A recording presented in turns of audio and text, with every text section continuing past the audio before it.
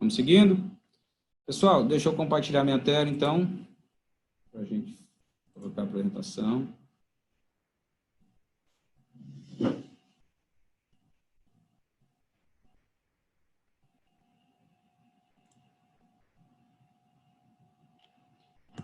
Começando aqui, me apresentar um pouco. Eu sou o Bruno Almeida, um paranaense que mora no Piauí, mas contar essa história de como eu vim parar no Piauí, esses 2 dias de evento, eu acho que não dá.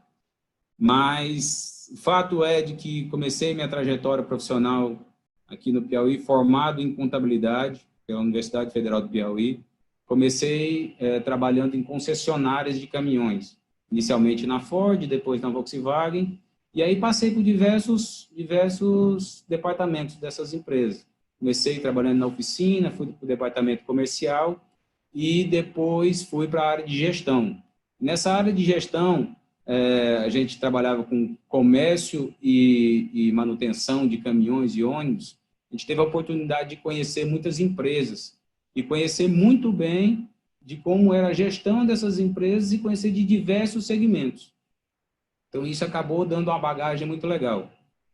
E aí, a nossa vida dá algumas voltas, né?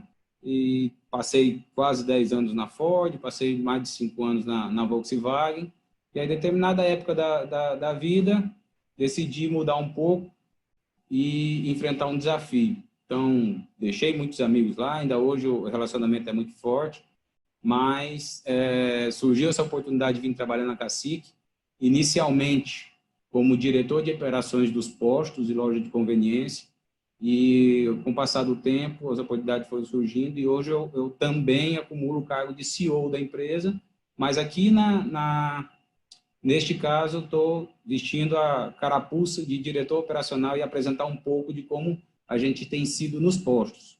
Porque, além dos postos, aqui na nossa gestão também fica a Cacique Lubrificantes. Beleza? Então, vamos dando andamento. De cara, gente, assim, eu não sou um palestrante profissional, mas sou um conversador nato, então gosto de conversar muito, adoro conversar sobre o nosso negócio, refletir, conversar com gente, encontrar, e com isso a gente aprende muito.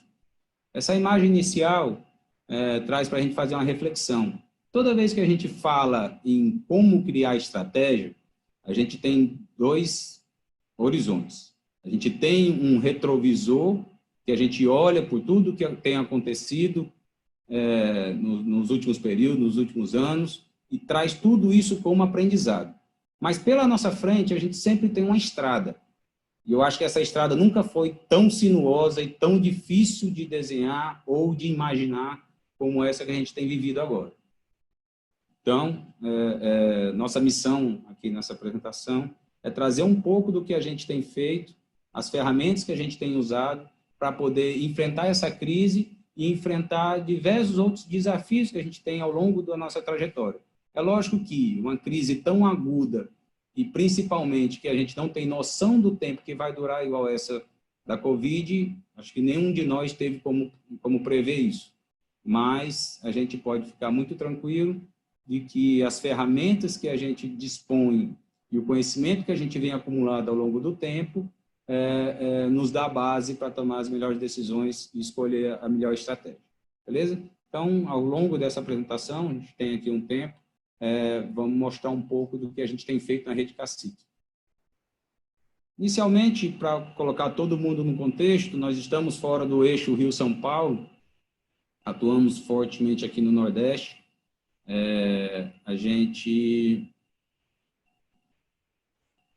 A nossa empresa, ela é de 1968, e aí a gente atua no ramo de combustíveis, loja de conveniência, temos a distribuição de lubrificantes do Piauí, Ceará e Maranhão, tem também com a marca Cacique as lojas de pneus, que defende a marca Goodyear, tem a Cacique Transportes e tem um ramo da família que trabalha no agronegócio, com plantio de cana-de-açúcar.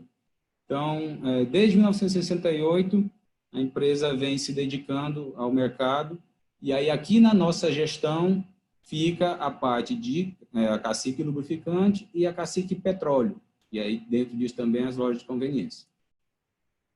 Pessoal, Para contextualizar, para a gente falar um pouco de como chegamos até aqui, é importante demais eu contar um pouco da história da Cacique. Em 1968, seu Aldir Carvalho com a dona Inês fundaram a empresa e, ao longo do tempo, foi investindo em diversos segmentos e, no início da década de 90, seu Aldir percebeu que os negócios estavam aumentando e, com os filhos já grandes, já crescidos, já bom de tomar conta dos seus negócios, ele decidiu dividir a empresa. E quando ele decidiu dividir a empresa, cada um trilhou o seu caminho e a Cacique Petróleo, que é essa empresa mãe que a gente trabalha, ela continuou na gestão do seu Aldir. E aí, quando foi em 2014, numa reunião familiar, os filhos, com alguns netos, tiveram a consciência de que seu Aldir já passava dos 80 anos e que ele não tinha mais muito tempo de vida e, principalmente, com relação ao negócio, como não tinha um desenho de sucessão familiar, não tinha um modelo de gestão bem desenhado, o negócio estava meio que fadado ao fracasso, porque quando o seu Aldir falecesse, cada filho estava muito bem ocupado já com suas outras empresas e acabar dividindo, e a Cacique Petróleo em si não deveria continuar existindo. Então, foi decidido, mesmo ano de 2014, contratar uma consultoria grande aqui do Nordeste, especializada em empresas familiares. E aí, deu-se início, em 2015, ao processo de reestruturação do negócio. Neste processo, foram diversos projetos. Dentro desses projetos, muito importante foi entender o papel da família, como família mesmo, o papel dos sócios e o papel do negócio. E separar isso bem direitinho para que não houvesse confusão e a empresa continuasse com vida própria e um perfil de gestão profissional mais próximo do que a gente espera ter hoje em dia. Então, dentre esses projetos, tanto a governança familiar, formação de herdeiros, o estudo de cada pessoa para cada função, foi muito importante. E a gente entende que um processo muito importante disso foi a implantação do modelo de gestão. Gente, nosso modelo é um modelo muito simples. É um modelo de que todos na empresa, em todos os níveis hierárquicos, possuem indicadores e metas, e de período a período, e hoje esse desenho é mensal, nós nos reunimos em fóruns, desde fórum de supervisão, de gerência, fórum de alta gestão, e o nosso conselho de administração, que daí envolve os sócios, e simplesmente avalia como estão os indicadores, e se o indicador está performando legal, beleza. Se quando não está performando legal, ou está com um desvio muito grande do que foi projetado, aí é necessário elaborar plano de ação para a gente poder trazer isso para a realidade. E se esse desvio estiver muito forte, em torno de 30%, 40%, aí é necessário fazer uma revisão orçamentária. Então, isso a gente tem sido muito dedicado, tem sido muito disciplinado, nosso modelo tem rodado e tem dado ferramentas para a nossa empresa para a gente poder continuar desenvolvendo. E aí, com a implantação do modelo de gestão, a gente pôde entender qual é a base para a nossa empresa rodar e ter sucesso. Então, ao definirmos o pilar de sucesso da empresa, nós podemos entender quais são os indicadores básicos para o nosso negócio poder ter sucesso e alcançar os objetivos decididos pelo sócio da empresa, ou seja, para deixar todo mundo na mesma página. Anualmente, a gente aprova um planejamento estratégico, depois a gente aprova, dentro do planejamento estratégico, aprova um planejamento orçamentário, e esse planejamento orçamentário, mês a mês, nós vamos auferindo os resultados e tratando de acordo com o que vai acontecendo. Então, quando a gente consegue que a nossa empresa e cada colaborador seja norteado pelo alcance de resultados, nós criamos indicadores individuais e por setores que no todo se conversam para que possamos chegar ao melhor resultado possível como empresa. Só faz sentido quando, um exemplo para vocês, vamos entender, todo mundo tem indicador, todo mundo tem meta, mas todas essas metas têm que conversar num todo para que a empresa como organização chegue no melhor resultado. Grande exemplo disso, digamos que o departamento de cobrança, ele tem uma meta de controle de inadimplência, controlado. Mas só faz sentido o departamento de cobrança bater essa meta se o nosso departamento comercial também tiver batido essa meta. Porque senão o objetivo geral da empresa, que é ter resultado com venda e dinheiro no caixa, não tem como ser batido. Beleza? Um ponto importantíssimo no nossos pilares de sucesso, e aí o Ricardo faz muito parte desse processo, o Ricardo e a Clube Petro, é o nosso programa de fidelidade. Hoje, nós podemos dizer que a Cacique realiza um sonho como empresa, porque ao longo do tempo, nós tínhamos, a gente só tinha um dado na nossa empresa, a gente tinha 360 mil abastecimentos por mês, só que a gente não sabia quem era o cliente, a gente não sabia a frequência desse cliente, a gente não sabia o perfil de consumo desse cliente. Eu não sabia, amanhã ou depois, se eu tivesse uma promoção ou quisesse dar brinde para o cliente, como é que eu faria? Basicamente, a gente ia colocar uma faixa no posto, fazer post patrocinado, alguma coisa assim. E com o programa de fidelidade, não. Hoje, nós podemos dizer, mais na frente eu vou apresentar um pouco melhor, hoje nós já temos na faixa de 150 mil clientes, e hoje a gente pode dizer, para toda ferramenta que a gente quiser criar, fica fácil da gente desenhar qual é o público que eu quero atingir naquela ação. Beleza? Então, quem mais adorou isso foi o nosso marketing. A gente inaugurou o programa de fidelidade em março de 2018 e hoje, como disse, a gente já passa dos 150 mil clientes cadastrados, com a média de frequência de 4 vezes por mês e o índice de fidelização de 83%.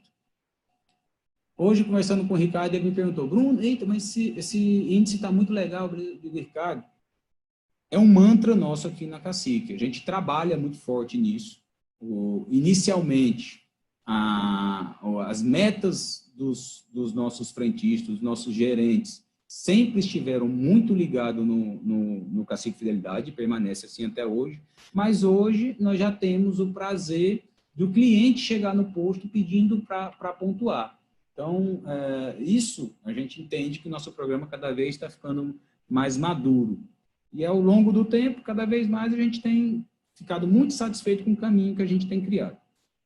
Quando a gente fala de processo, todo mundo entende, quando a gente pega uma empresa familiar com 50 anos de história, e aí vamos fazer uma reestruturação por completo. Processos foi um grande desafio nesse sentido, porque a gente tinha muita gente boa que, infelizmente, e digo infelizmente mesmo, não se adequaram a esse novo formato, mas a empresa toda precisava de readequar. Então, nós tivemos uma oportunidade gigante, uma oportunidade de entender como funciona cada processo no posto e implantar na administração central, que cuida de tudo que está fora da operação direta do posto. Explicando para vocês, aqui na Cacique, nossos postos, eles não têm administração lá. Então, a gente tem o escritório central, aí toda a parte de contas a pagar, contas a receber, contabilidade, setor fiscal, documental, tudo a gente faz aqui da administração. Então, desenhar todo esse processo foi importantíssimo e a gente ganhou muita eficiência com isso. Então, e aí nós temos uma máxima nesse caso, que o posto, ele não é para burocracia, o posto é feito para vender. Lá tem todos os processos desenhados, desde do nosso frentista ao nosso gerente de pista, mas o posto ele é desenhado para vender. Processo e organização, trabalho administrativo, a gente faz na administração central. Beleza? Falando um pouco de treinamentos. E aí nós vamos ter uma palestra show de bola de um mestre nesse quesito, que é o nosso amigo Marcelo Borja. E aí nós temos aprendido muito com ele ao longo do tempo, participar de vários cursos dele. Tem vindo aqui no Piauí, acho que já é cidadão piauiense.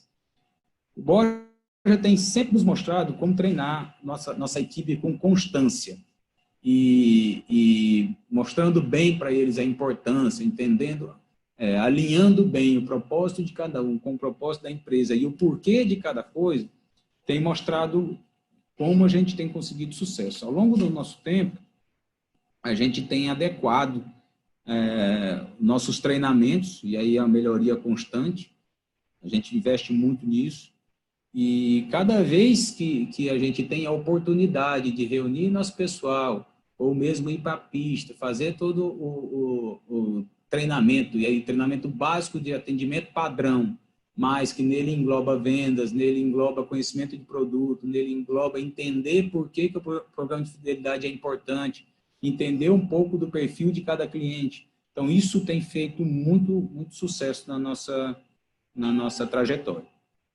Então, a gente é muito rigoroso, e aí eu tenho aprendido, isso também vem do nosso Marcelo Borges, tem ensinado muito, a gente tem sido muito rigoroso com o período de experiência.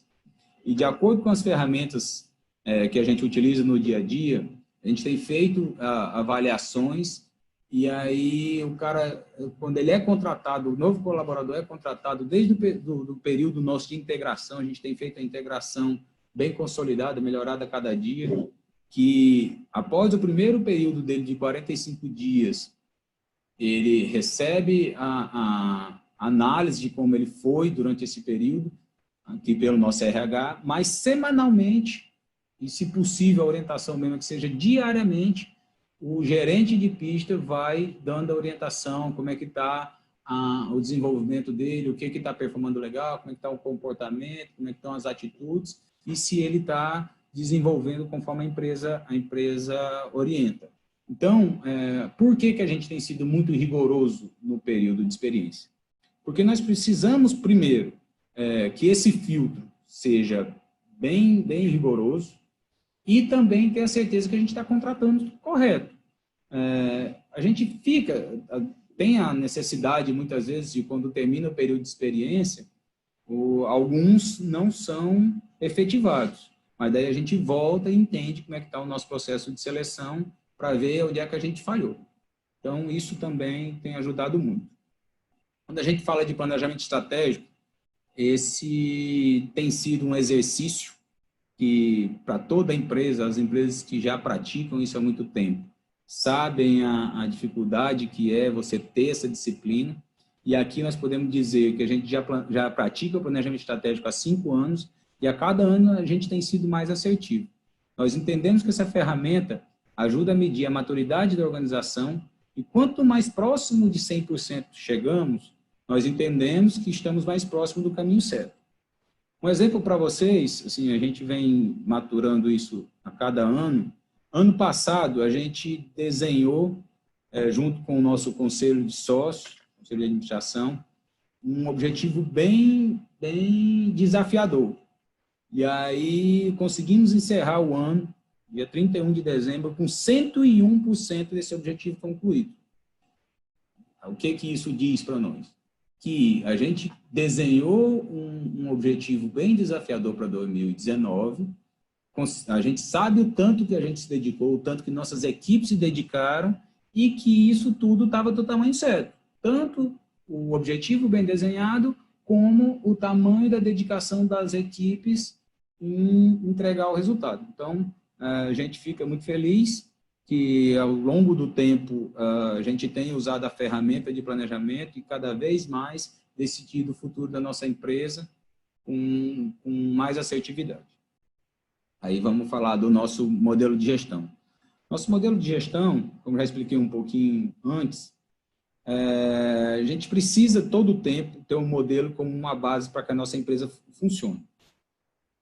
Quando a gente fala de modelo de gestão, isso é muito tranquilo, assim, a gente, basicamente, fazer um planejamento bem feito, definir os objetivos estratégicos da empresa, criar um planejamento orçamentário e ter muita disciplina na execução. E aí, como é que a gente garante essa disciplina na execução? Quando nós temos um modelo de acompanhamento durante essa trajetória, e aí pode ser para um mês, pode ser para uma semana, pode ser para trimestre, pode ser para ano, e essa ferramenta a gente vem acompanhando ao longo do tempo.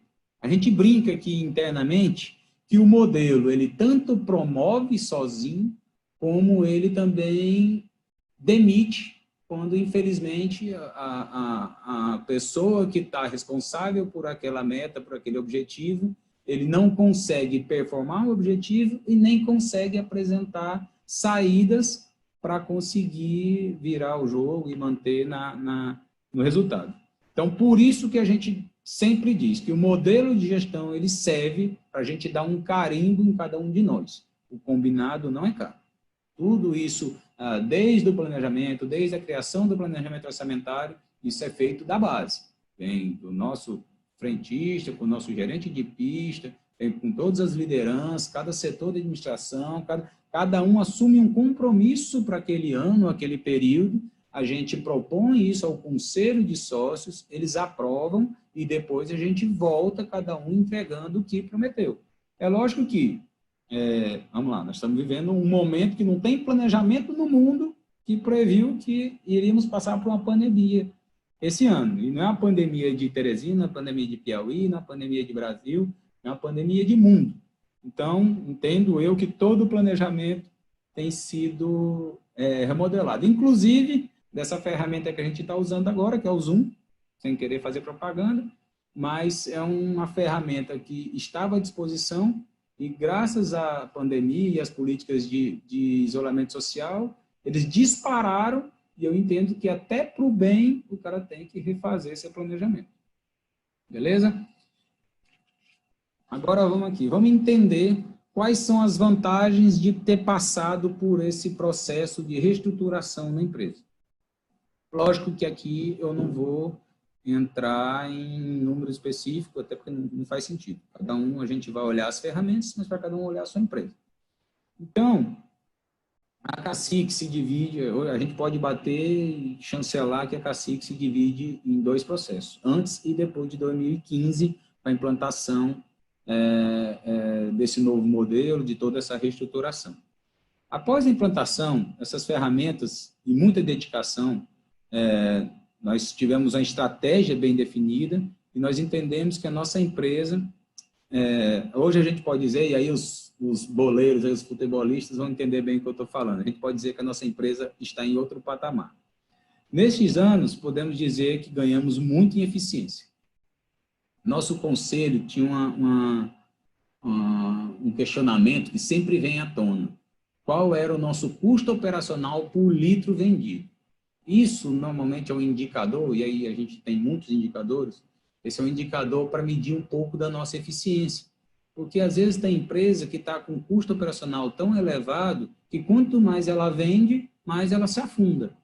E nós podemos dizer que, numa determinada época, a gente era uma empresa pequena, mas extremamente organizada.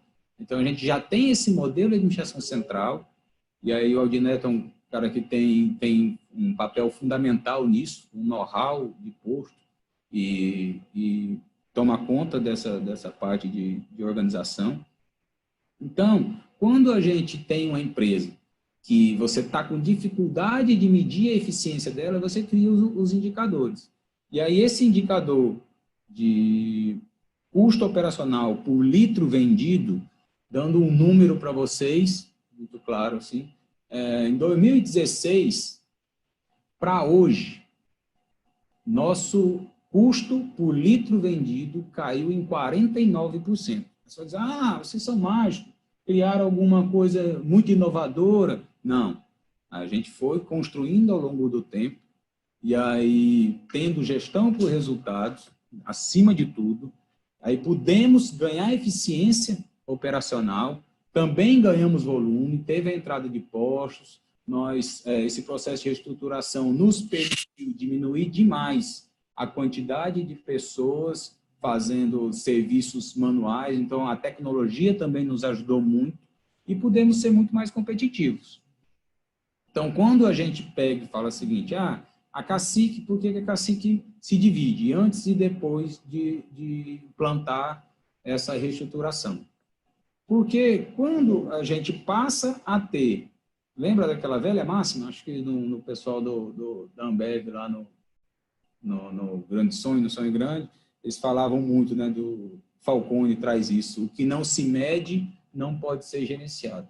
E aí, ao longo desse tempo, a gente começou a ter medida para tudo, a gente começou a criar indicadores, começou a entender como a nossa empresa estava no mercado, e aí com vários estudos de caso, vários participação de cursos das bandeiras, ou curso mesmo com MBA, ou trocando ideia com consultores, com conselheiros externos, muita gente que fez parte desse processo. Então, a gente criou uma base de indicadores, uma base de medições que foi nos ajudando a tomar cada vez mais decisões mais assertivas.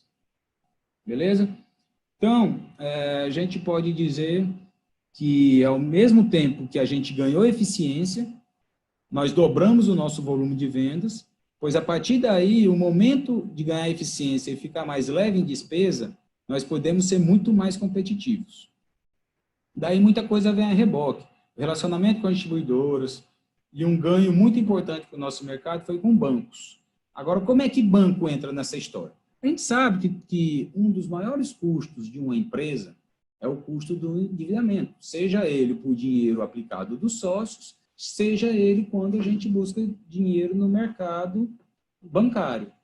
E quando você tem um processo de governança corporativa bem alinhado, você tem transparência, os bancos abrem muito mais portas. Então, ao longo do tempo, a gente tinha duas coisas muito fortes a nosso favor. A gente tinha nossos resultados, a nossa eficiência operacional melhorando e tinha uma clareza, uma transparência muito tranquila nos nossos demonstrativos contábeis. Então, parte muito forte da melhoria dos nossos resultados veio dessa reestruturação com os bancos. Hoje a gente pode dizer que o nosso endividamento, seja ele parte de dinheiro investido de sócios e parte ele de dinheiro captado no mercado bancário, ele hoje tem um custo que a operação absorve de forma tranquila, pode dizer tranquila.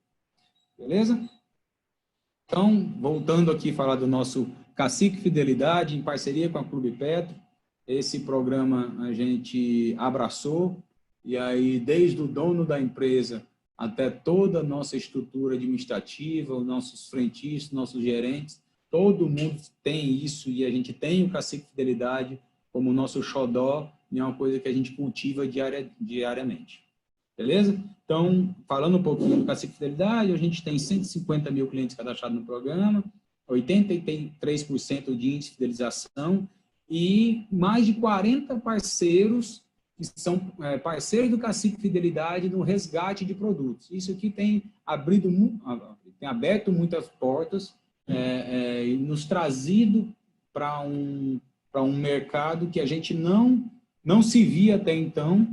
Então, a gente tem colhido muito fruto do Cacique Fidelidade, e aí tudo vem a reboque. Aí o nosso padrão de atendimento melhora, o índice de engajamento das nossas equipes, nossos clientes tem aumentado muito com isso, e cada vez mais abrindo o negócio e tendo parceria com outras empresas. A gente brinca, a gente tem um jargão para esse caso, que é negócio gerando negócio. A gente junta a nossa empresa com outras empresas e todo mundo sai ganhando, inclusive o cliente, porque ele tem acesso a promoções, descontos, tem acesso a prioridades em muitos assuntos.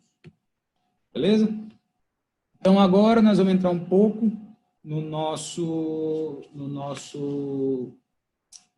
na pauta principal, que é falar um pouco das estratégias que nós criamos para poder vencer crises. E aqui, por que nós não colocamos para vencer a crise do Covid?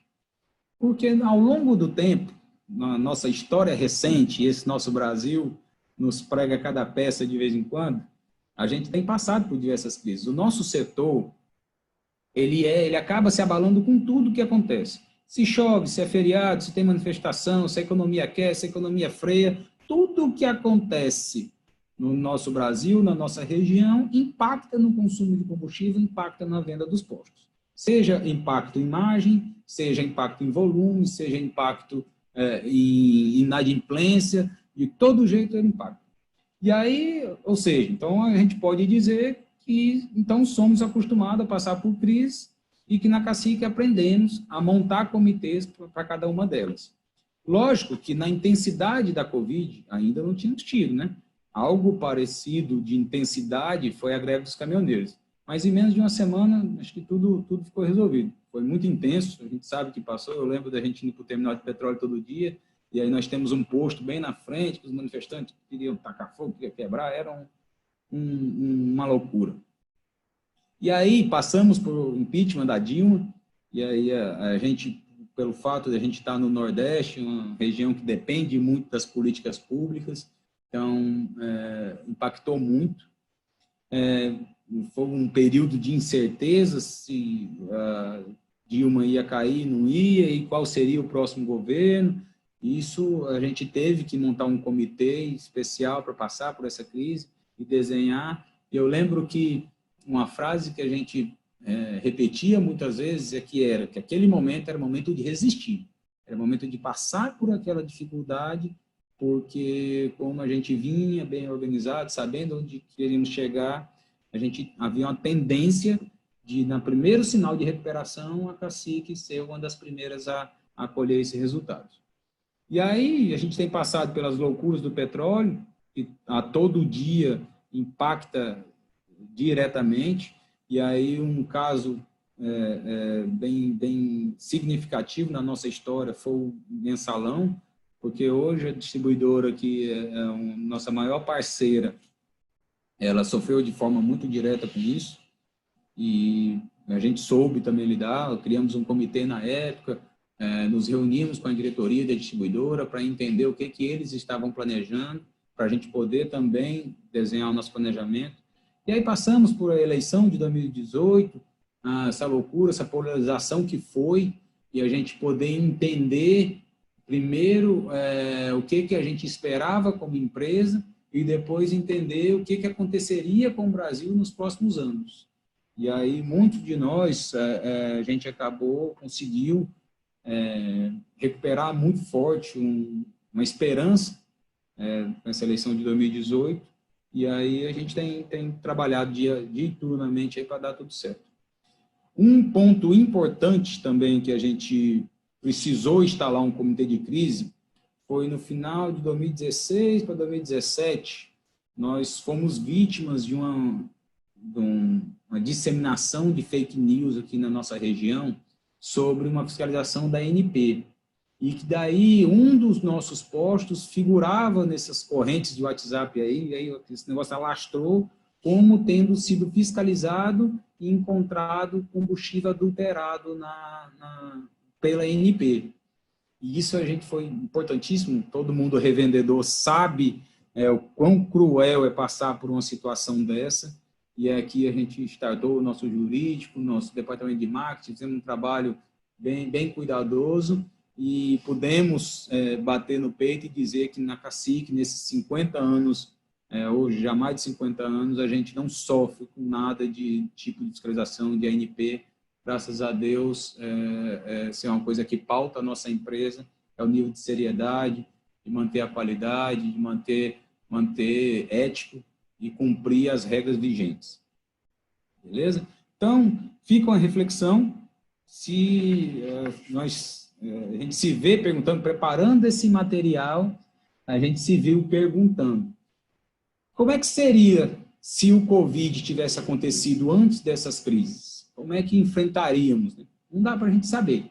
O que dá para saber é que, graças a ter passado por essas crises, a gente tem a tranquilidade e o aprendizado de poder passar por essa crise agora do Covid. Beleza? Então, entendendo um pouco das ferramentas que a gente tem usado para poder passar pela crise. O que a gente faz? A gente cria um comitê de risco e crise, nós temos um comitê permanente, e aí a cada acontecimento fora das condições normais de temperatura e pressão, nós startamos esse comitê.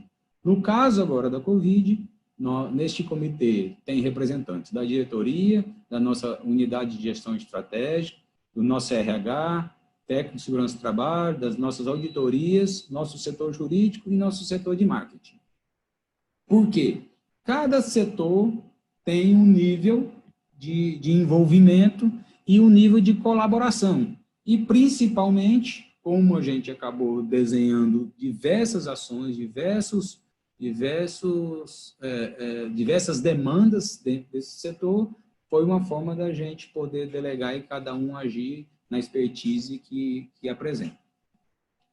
Beleza? Um outro ponto importante, logo após criar os comitês, foi entender como que a nossa empresa iria passar por essa crise. Então, definir quais eram os objetivos que a gente queria alcançar durante esse período é fundamental para a gente poder definir quais são as ações que nós vamos tomar. E aí, qual é o ponto importante disso, né?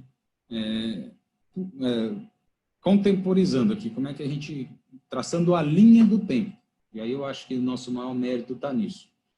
A gente vem acompanhando o mercado, e aí vimos a situação acontecendo na China, de repente se alastrando para a Europa, e passado o carnaval, a gente começou a entender que havia uma tendência muito forte de vir para o Brasil.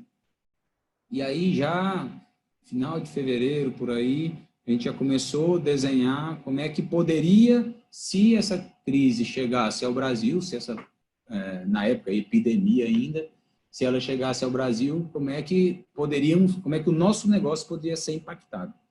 Então, quando a gente foi desenhar os objetivos, aí analisando, estudando os principais especialistas do setor, e aí desde conselheiro nosso, externo, que a gente tem de presença no nosso conselho de administração, ou especialistas dos diversos segmentos, todo mundo falava, uma crise dessa, que não temos o tamanho dela, a dimensão ainda, e aí ela já vinha fazendo estragos no mundo todo, a gente já tinha visto o que tinha acontecido na China, a gente já tinha visto o que tinha acontecido com o consumo de produtos no mundo todo, estava muito claro. Isso é a hora de defender o caixa, é a hora de deixar a DRE de lado, não é a hora nós só vamos deixar de buscar lucro, vai deixar de buscar venda, não. Mas o indicador que tem que nortear a empresa durante este período é disponibilidade de caixa. E aí nós estamos falando de liquidez mesmo. Então, ao definir os objetivos, nós definimos 3 objetivos estratégicos para a nossa empresa para passar por essa crise. O primeiro deles, e não poderia ser diferente, e aí agora há pouco eu vi o Ricardo falando sobre isso, nós não estamos tratando de uma crise, nós estamos falando de impeachment, nós estamos falando de crise estrutural, nós estamos falando de problema financeiro, nós estamos falando de bolha imobiliária, nós estamos falando de saúde das pessoas. Então, quando a gente fala de uma crise sanitária e que o maior risco de tudo isso acontecer é a morte de muita gente e dizimar, de repente, boa parte da população da nossa cidade, do nosso país, do mundo, no objetivo número 1 de qualquer planejamento tem que ser garantir a segurança das pessoas. E nisso a gente atuou desde cedo.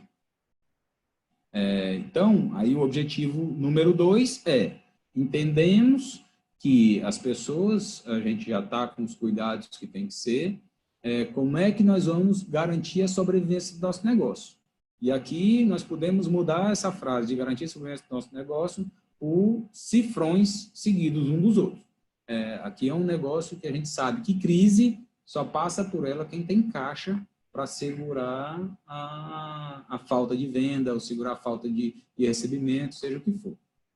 Em objetivo 3, que não poderia faltar, e aí nós temos que aproveitar a oportunidade de cada crise que a gente passou, é entender e garantir que sairemos melhores dessa crise. Então, desenhar ações, melhorar processos para poder garantir que a gente vai sair melhor, porque, gente, se é uma certeza que nós temos, graças a Deus, eu acho que não é um problema de dizimar a população mundial, mas nós temos certeza que a gente não sabe se é amanhã, daqui 10 dias ou daqui a uns 3 ou 4 anos, mas que a crise vai passar, vai.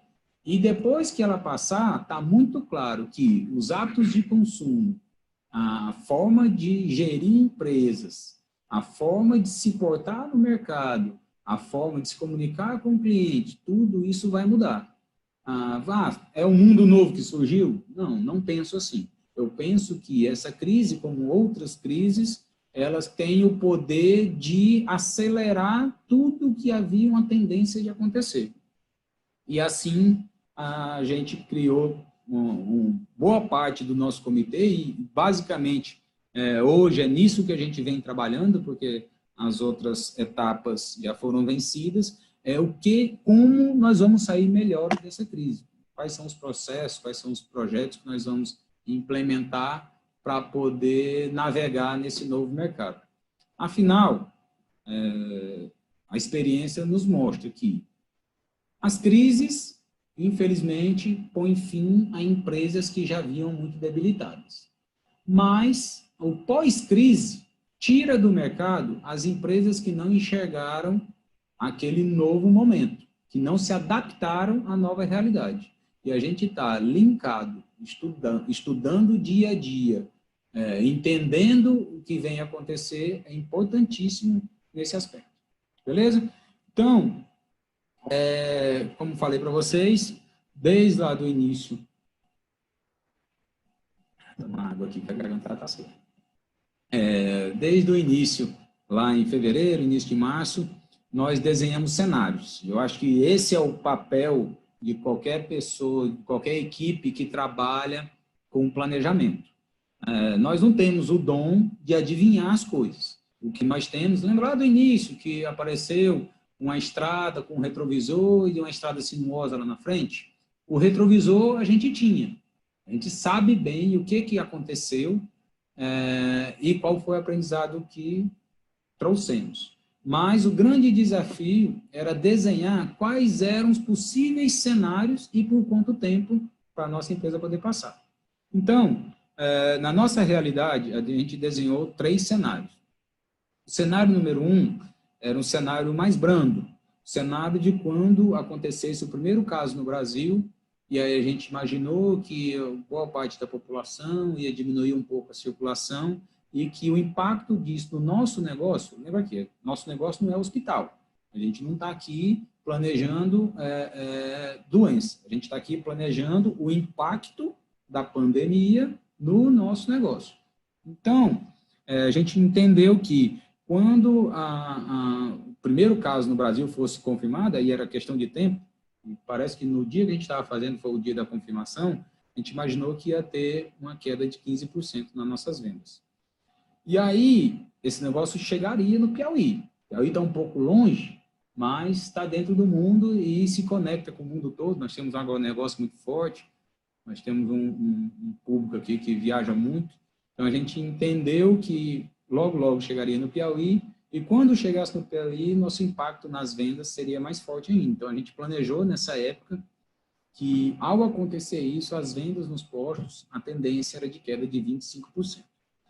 E aí, entendendo o que vinha acontecendo no mundo todo, e aí nessa época que a Itália já estava aquele caos que todo mundo assistiu, e que a gente pede a Deus que acabe logo, que o mínimo de pessoas morra, perca a vida para esse vírus, mas a gente viu que já vinha acontecendo. E imaginamos que, ao chegar no Brasil, com toda a deficiência de hospitais que temos, e infelizmente, e prioritariamente pela essa polarização política, haveria uma tendência muito forte que governadores e prefeitos decretassem políticas de isolamento social. E aqui, vocês acho que têm acompanhado aí a nível Brasil, o Piauí tem sido destaque a todo momento pelo tamanho do rigor, né? A quantidade de gente que tem sido presa, ou o nosso prefeito, tanto que ele tem se dedicado em promover o isolamento social, tem sido muito forte. Então, aqui a gente planejou que, possivelmente, as nossas vendas poderiam cair até 70%. Bruno, mas vocês desenharam um cenário muito pessimista. Gente, quando a gente fala de planejamento, a gente tem que ser assim, a gente tem que se preparar para o pior e todo o tempo trabalhar para o melhor. Então, a gente se preparou, desenhou a nossa empresa, criamos um horizonte de 90 dias para passar por esse período de dificuldade. Se não for tão ruim como a gente espera, para cima tudo é tranquilo. Agora, não poderia piorar daqui, né? Então, a gente está muito tranquilo que as nossas previsões confirmaram, e aí aqui não é bater no peito e dizer que está certo, que soube dizer o tanto que seria ruim, aqui é bater no peito e dizer que a gente usa as ferramentas corretas e fizemos uma leitura muito próxima do mercado. Beleza? Pessoal, então, o desafio era instalar os comitês, e aí eu estou tentando criar aqui um formato de montar como tudo isso aconteceu. Criamos os comitês, definimos quais eram os objetivos da empresa durante esse período, e aí desenhamos por 90 dias inicialmente. Cada comitê teria que fazer ações para poder mitigar os impactos em nível 1, nível 2 e nível 3. Lembrando que o nível 1 era o nível mais brando, o nível 2, o nível já com caso no Piauí, e o nível 3, que é esse que a gente tem vivido agora, que é o dos decretos em pleno funcionamento. Beleza? Então, vamos lá. Aí o desenho disso tudo trouxe quase 150 ações, aí não faz sentido eu estar aqui desenhando todas essas ações para vocês, até porque cada empresa tem sua realidade. Cabe aqui a gente compartilhar qual é a ferramenta que a gente tem usado. Então, vou dar só alguns exemplos de algumas ações que a gente implementou. No quesito segurança do trabalho, inicialmente, e aí vem a parte boa do planejamento. Inicialmente, a gente teve a oportunidade de comprar álcool gel, comprar máscara, fazer um estoque muito bom disso tudo, e compramos a preços justos antes dos maus empresários tentarem levar vantagem nisso. Tivemos a oportunidade de comprar o álcool isopropílico, que era o álcool correto, segundo o nosso TI, para limpeza de maquinetas, que ele não dá problema nos componentes eletrônicos. E aí a gente teve um RH muito atuante durante esse período. A gente tem a possibilidade de ter uma psicóloga na liderança do nosso RH. Então, esse acompanhamento diário, esse acompanhamento, monitoramento do clima organizacional, monitoramento de possíveis casos, e aí nós tivemos diversos funcionários com quadros de sintomas gripais, que graças a Deus até agora nenhum confirmou nenhum caso de Covid, mas é importante esse monitoramento. A gente pôde afastar as pessoas da nossa equipe inicialmente que faziam parte do grupo de risco, isso também foi importante, até entender o que estava acontecendo. E um outro ponto importantíssimo, que tem funcionado muito bem, foi a criação de vídeos, tanto vídeos informativos, como vídeos orientativos, mas também muitos vídeos motivacionais. A gente sabe do abalo psicológico que as nossas equipes sentiram, né? A gente via como é que a nossa mídia estava sendo bombardeada, e aí isso deu muito certo.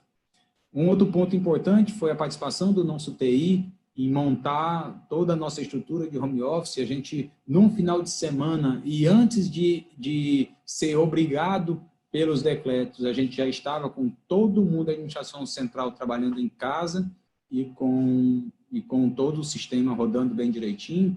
E falando de TI, nós tivemos uma oportunidade muito legal de, além de montar todas as equipes, a gente hoje tem monitoramento desde a hora que cada um liga o seu computador e também um fluxo de dados, que a gente consegue ter a certeza que nosso fluxo operacional está legal e também que nosso pessoal está trabalhando e fazendo as suas entregas. Na área de marketing, a gente virou a chave de cara, a gente virou o marketing, em vez de trabalhar com vendas e divulgação com a fidelidade, virou um marketing informativo, trazendo orientações, e agora a gente está numa vibe muito de notícias boas, porque notícia ruim, eu acho que o WhatsApp e as TVs normais aí já tem muito. Então, o nosso objetivo 2 era garantir a sobrevivência do nosso negócio, e aí falamos disso, que isso basicamente está concentrado no caixa, e aí colocamos diversas ações nesse sentido, desde repactuação com bancos, diminuição do estoque, diminuição das equipes de trabalho, antecipação de férias. E a antecipação de férias, está muito claro que a gente fez um trabalho para a gente evitar ao máximo demissões, que a gente sabe que, infelizmente, essa crise vai deixar muita gente desempregada. Então, quando a gente pôde fazer esse trabalho, a gente tem evitado ao máximo, infelizmente, alguns casos estão acontecendo, mas o nosso trabalho tem sido de evitar. A austeridade total em despesa, hoje a gente só gasta o que o porto precisa para poder funcionar, qualquer outra despesa acessória está para depois, pós-crise, e vai fazer parte do próximo planejamento orçamentário. A definição do ponto de equilíbrio foi importantíssimo, a gente entendeu o nosso novo custo operacional durante essa crise, e estamos lutando para ter venda e margem para poder manter a empresa equilibrada operacionalmente. Monitoramento, e o principal ponto desse objetivo estratégico é entender cada ação e a cada dia, tudo o que acontece, qual é o impacto no nosso fluxo de caixa. Em operação dos postos, a gente vem fazendo mapeamento de vendas por horário, definição da equipe mínima, e a criação desse ponto de equilíbrio tem sido importantíssimo no direcionamento das nossas ações. E falando do nosso terceiro objetivo, é de como nós vamos sair melhores dessa crise. Pessoal, a gente fala de posto, é difícil você pegar e linkar, tem uma grande inovação, tem um negócio que vai fazer você se destacar do mercado e vai ser melhor do que todo mundo. Não tem. A gente tem, ao longo do tempo, atuado em diversas frentes, e aí o padrão de atendimento, a gente tem tido uma oportunidade gigante agora, com a diminuição do volume, a gente tem sendo mais intensivo no treinamento e na execução desse padrão, que a gente sabe que isso fideliza muito o cliente e ajuda muito na venda de produtos. Nossa cacique conveniência. Infelizmente, o decreto municipal aqui proíbe a conveniência de funcionar, e aí nós conseguimos, em tempo recorde, estruturar um processo de delivery, e aí, assim, nós vamos ter o nosso colega da Rede Mini, que vai falar um pouco de conveniência, mas eu coloquei aqui só para posicionar de que a gente tem conseguido, ao longo desses dias, a implantar o delivery, e aqui faz parte muito de como nós sairemos melhores dessa crise. A implantação do delivery, nos primeiros dias, a gente conseguia 5 ou 10% de uma venda normal.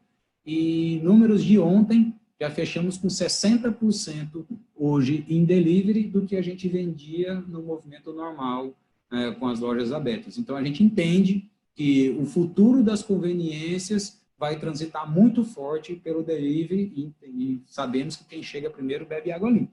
A gente tem se preparado para poder estar nesse mercado. Aí, um ponto importantíssimo, e a gente não pode perder a oportunidade durante uma crise, durante a diminuição do volume de trabalho, é como nós vamos melhorar nosso processo. E aí, significativamente, nossos contas a receber, nossos contas a pagar, fechamento de caixa, auditoria e diversos outros processos vêm sofrendo melhores significativos. Tem sido muito prazeroso de assistir acontecendo e tem vindo dos nossos próprios colaboradores dicas ou ideias de como a gente executar melhor aquele trabalho. Beleza? Então, a gente definiu, ao longo desse tempo, a nossa rotina durante a crise. A gente tinha que ter reuniões permanentes com os comitês, reuniões diárias com as lideranças, manter o relacionamento bem próximo com sindicatos, focar em boas práticas de mercado, reunião com sócio e conselheiro da empresa, aí, que era mensalmente, agora passamos a fazer ela semanalmente, e o monitoramento diário de volume, margem e ponto de equilíbrio do negócio. Afinal, neste momento, a gente protege o caixa, mas precisamos entender como é que está o nosso negócio. Beleza?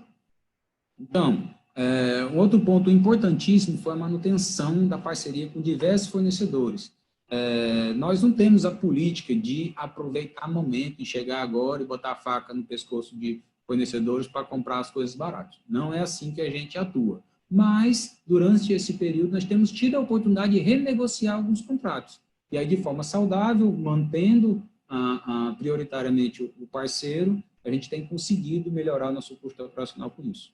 Monitoramento do atendimento, uso correto dos EPIs, que eu acho que isso é uma coisa que veio para ficar e a gente não pode abandonar. Centralização das compras, isso está muito linkado às conveniências, porque a gente tinha cada loja fazendo suas compras, a gente entende que ganha muito volume e negociação com fornecedores, centralizando.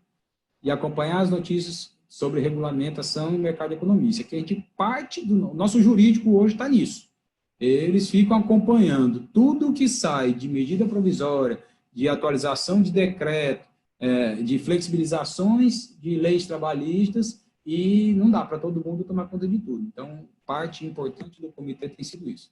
Pessoal, nós estamos chegando ao final, e aí a escolha do nosso Rafael Nadal, nosso Touro Miura, é importantíssimo para esse momento. Nós estamos falando aqui de estratégia, nós estamos falando de resiliência, nós estamos falando de como enfrentar um mercado extremamente voraz. E praticante de tênis que eu sou, e admirador do Nadal, ele é um cara que, desde os 19 anos, ele figura entre os melhores do mundo. E hoje, já após 13 ou 14 anos, ele continua figurando. É um cara que ficou para a história. E o principal do Nadal, assim, que a gente vê, é a paixão dele por resultado. Ele é um cara que dá a vida pela vitória. Mas a cada momento que ele passou por alguma adversidade, e aí fazendo um paralelo com a nossa empresa, as crises que a gente passa, a dificuldade que a gente passa, que ele teve que se afastar, seja por lesão ou por algum outro motivo, cada vez ele voltou melhor. Cada vez ele mudou o jogo dele para melhor. Algumas vezes ele mudou o corpo dele, ele teve que mudar peso, mudar força, e sempre ele voltou melhor. Então, ele é um cara que sempre estudou muito o jogo, sempre estudou muito os adversários, e um cara que se dedica muito na estratégia, um cara altamente focado. Então, nós estamos falando aqui de planejamento, nós estamos falando aqui de execução, nós estamos falando de disciplina, e o Nadal é um cara que deixa isso para nós à flor da pele. Quem ainda não teve a oportunidade, assiste os jogos do Nadal, e cada jogo dele passa uma lição para nós. Beleza? Então, quero agradecer. Tomei, como falei no começo, acabei tomando muito tempo, mas a apresentação é grande, porque o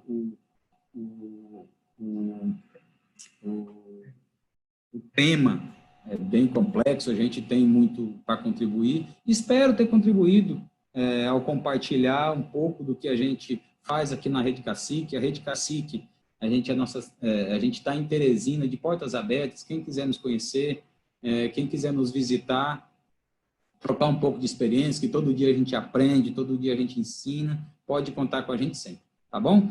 E aí eu quero aproveitar esse restinho do tempo, que eu acho que até ultrapassei, mas para agradecer a nossa equipe, que a gente tem certeza que em peso está nos assistindo nesse momento, e a cada dia tem construído a nossa empresa, tem feito a Cacique uma empresa melhor a cada dia, e carregado esse resultado como cada um a sua missão pessoal. Beleza? Forte abraço e vamos em frente. Não sei se tem tempo ainda para as perguntas. Caso não dê tempo para as perguntas, nosso e-mail, nossas redes sociais estão à disposição.